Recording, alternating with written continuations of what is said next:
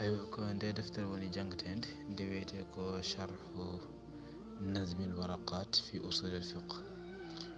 ɗerewol ngol gaɗoɗen hen ƴettude ko ngol ɗo ɗerewol sa ƴeewi mo ngol woni hedde sappo e jeeɗiɗi so tawi koye oɗo livre won livre goɗɗo gonɗon ko nogas. Aywa ko adi foof en garat seeɗa e gardide deftere nde. o wi ko bismillahi irrahmani irrahim inna alhamdulillahi nahmaduhu wa nasta'inuhu wa nastaghfiruh wa na'udhu billahi min shururi anfusina min sayyiati a'malina man yahdihillahu fala mudilla lahu wa man yudlil fala hadiya lahu wa ashhadu an la ilaha illa allah wa ashhadu anna muhammadan abduhu wa rasuluh. Aywa o wi nde deftere wallifi ɗum ko biyeteɗo imamul haramayni abdul malik ibnu yusuf abul maali ko on wallifi ndeɗo deftere wiyetede alwaraqat aljuwayni. Aywa ni o wiyete ɓuuri andirede ko aljuwayni. o wallifi nde ko ande woni deftere tokosere woni risala tan sahira tan en woni tan ɓatake tokosere fi usulul fiqh tawa kay lasli fiqhu. o innir ɗum alwaraqat. waraqat sa nani ɗum firti ko ɗereli en ɗereji li annahu qala fi awwaliha hadhihi waraqatun qalilatun tashtamilu ala ma'rifati fusulin min usul fiqh. o wi ɗum ɗo de ndeɗo ɓatake ko ɗereji tokosi tan goni hen ɗi ganduɗa ene mofti andude gandal dame walla keeri e fannu biyeteɗo usulul fiqh. kono noon nden ɗon deftere nde imamul haramain windi woni aljuwayni won arɓe ballifi ɗum sharhino ɗum laɓɓino ɗum ɓeydi yañade hen. woni o yi wa qad sharhaha ulama'un kathirun wa nazzamaha akharun. anduɓe hewɓe gari ina sharhina deftere nde won hen woɓɓe kadi gari battinde nazmu woni batti yimde nde. nde deftere en jiiya e defte jimaɗe ɗe saabu so tawi deftere imam ɓurata welde rente huñade e deftere nde ganduɗa ko nasru. wa mimman nazzamaha al umriti ina jeeyanan e ɓen wattuɓe e deftere nde jimri woni batti ɗum jime ko biyeteɗo al umriti sharfuddin yahya ibnu moussa ni o wiyete. o wi on noon o jeeyaka e fuqaha o shafii ke famɓe fiqhu shafii jeeya min qaryati umrid o jeeya ko e wuuro wiyeten ko umrid bi sharqi misra e funnangue misra. aywa o wi wa usulul fiqh ala ismihi yani yanbani alayhi al fiqh. usulul fiqh noon sa nani ɗum woni oɗo fannu mo jiɗɗen janggude firti ko lasli fiqh woni gorondi fiqhu. fiqhu si ari ko e dow makko fawoto kanko sakkoto fiqhu fowo dow makko nde wonno kanko woni dalil fiqhu. aɗa andi aɗa wawi janggude lahdari ha gasa taw ayyani hen ɗo aya walla hadis walla dalil. aywa aɗa wawi janggude asmawi noon ha gasa noon ha jetteɗa khalil taw hewan ɗo mbiyeɗa qala allah walla qala rasul. aywa ɗum noon ko usul janguinta ɗum sa yiiɗi kala foof ko jangguɗa masala foof mo jangguɗa dañana ɗum dalil ɗum jangata ko usul. ayo gorondi fiqh ene waɗi fannu biyeteɗo al fiqhu ene woodi fannu biyeteɗo qawaidul fiqh usulul fiqh jafuɗa. usulul fiqh kañum woni gorondi fiqh ko kañum woni tambi fiqhu. so tawi noon ko fiqhu noon kañum jangat tan ko ɗum ene harmi ɗum ene dagui e golle neɗɗo. sey ko fiqhu kañum wiyata holko tagui ɗum dagui holko tagui ɗum harmi o addama dalillaji.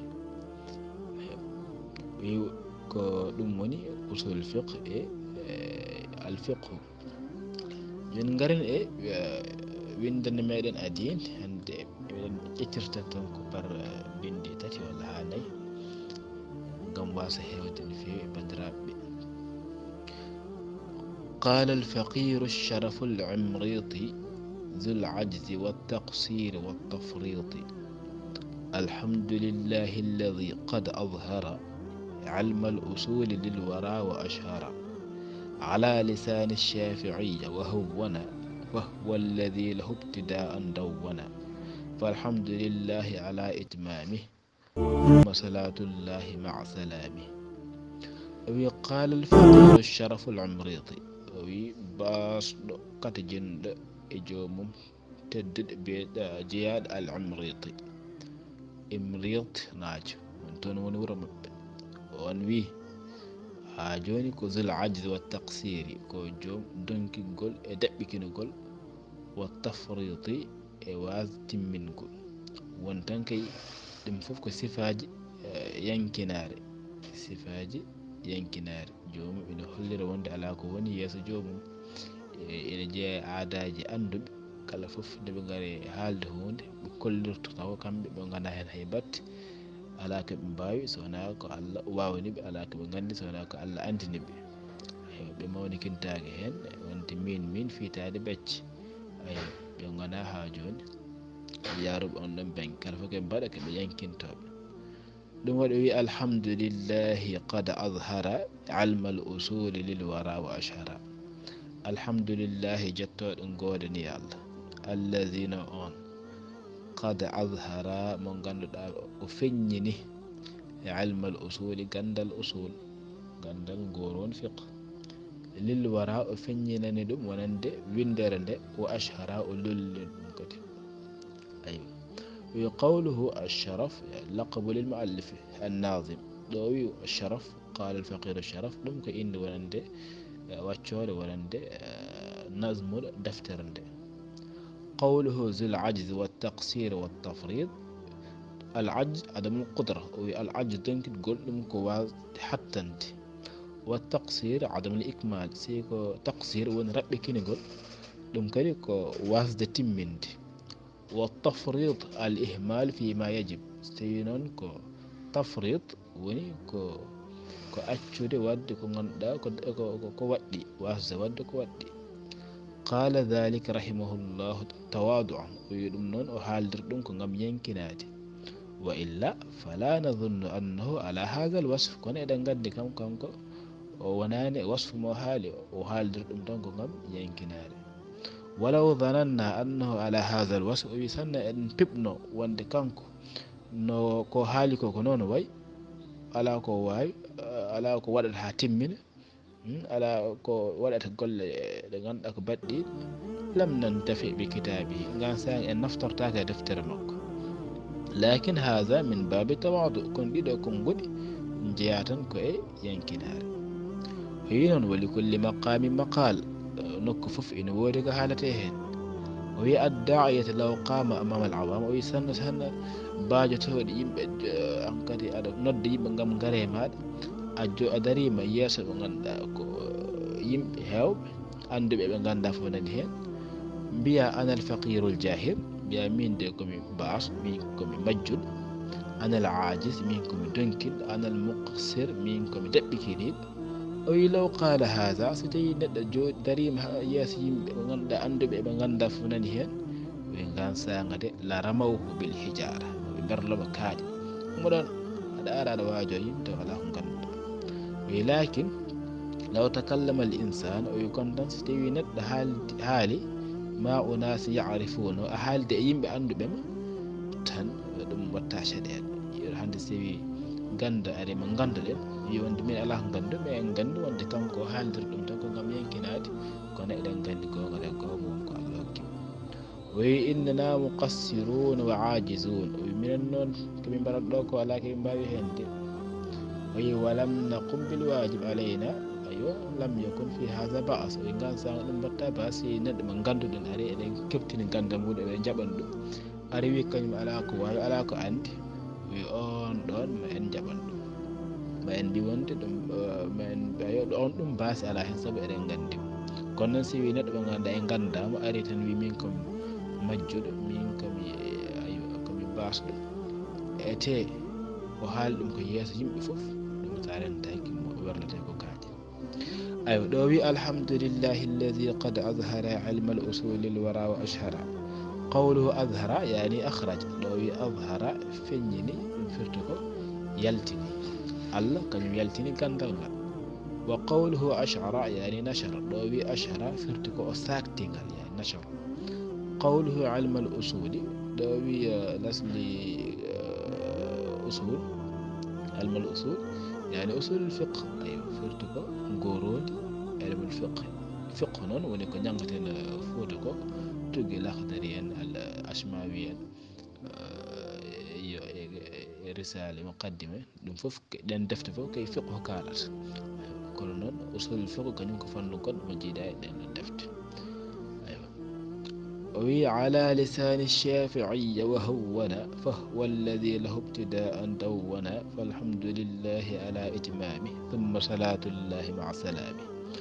o wi allah feññini ɗum ko e ɗemgal shafii wadde firti ko shafii ko kañum allah hokki woni ngam yaltin ngam hollede yimɓe holko woni usulul fiqh kanko adi windude e deftere nde ganduɗa taw yimɓe ene kutoronde ene woni deftere ganduɗa ko gandal certugal e gande goɗɗe ɗe e ngal wiye usulul fiqh. wadde imam Shafi'i kañumne ko kañum woni puɗɗuɗo usulul fiqh. oɗo fannu mo janggaten fuɗɗi ɗum ko gande biyeteɗo usul Shafi'i.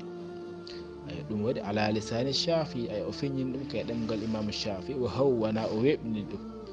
فهو الذي كانكو نون كانكو إمام الشافعي له ابتداء دون كانكو أدي تدوين ولا فن كانكو أدي وين ده. فالحمد لله على إتمامه ثم صلاة الله مع سلامه. الحمد لله جتور غودني الله على إتمامه اتمند ثم صلاة الله مع سلامه جاغل نون ثم صلاة الله مع سلامه نجول الله كسل مودم يواني محمد صلى الله عليه وسلم. أيوة ثم صلاة الله مع سلامه في أصول الفقه قوله على لسان الشافعي هو الإمام المشهور رحمه الله. الشافعي كان كوني إمام من غندن الله يرمم. قوله وهونا يعني هون هذه الأصول أيوة ويبني دي غوروندي ولا دي غورات. قوله فهو أي الشافعي له أي لأصول الفقه ابتداء يعني سبقا كان كأدي والفان دون. قوله دون يعني ألف الشافعي رحمه الله هو أول من جمع أصول الفقه. وإمام الشافعي كان كأدي رندن أصول الفقه على وجه التأليف تونكي وددم تأليف. وإن كانت هذه الأصول معروفة فيما سبق سنن هذا أصول إن أنتك أدي كنا كان كأدي ويندده. أيوة تبدو فين في القرآن والسنة أرينا القرآن أرينا السنة لكن أول من ألف هذا وجمع هو الإمام الشافعي. كنا قدي لرندده واللي فين ويدق الإمام الشافعي. قال الفقير الشرف العمريطي ذو العجز والتقصير والتفريط الحمد لله الذي قد أظهر علم الأصول للورى وأشهر على لسان الشافعي وهونا فهو الذي له ابتداء دون فالحمد لله على إتمامه ثم صلاة الله مع سلامه. قال الفقير الشرف العمريطي باس الشرف عن إمريت من عندك عمريت ناج ذو العجز والتقصير ذو العجز جم دنك نقول والتقصير جم دبك نقول والتفريد جم نيب نقول الحمد لله الذي قد أظهر. الحمد لله جتر قولني على الذين قد أظهر أفنيني علم الأصول غندل غوروندي للورا ونند ويندرني وأشهر أولولي ندو على لسان الشافعي دمقل شافعي وهونا وابن فهو الذي كان كريوني أون كان كشافي له ابتداء دونا كان كأدي ود تدوين أودا فن وني أصول الفقه. فالحمد لله جتر قولني على إتمامه من ددو ثم صلاة الله تقل نجول الله مع سلام وندك سلم.